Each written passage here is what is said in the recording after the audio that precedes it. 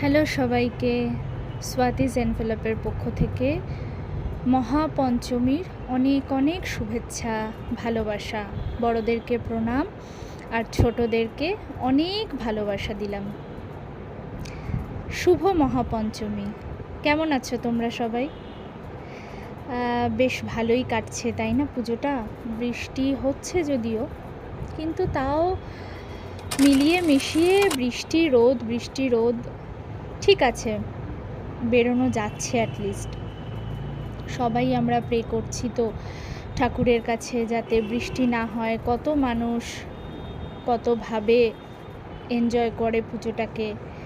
সবাই যাতে, ঠাকুরের কাছে এটাই প্রার্থনা, সবাই যাতে ভালো করে সুস্থভাবে পুজোটা এনজয় করতে পারে। তোমরাও খুব আনন্দ করে পুজো কাটাও। সবে মহাপঞ্চমী আজকে।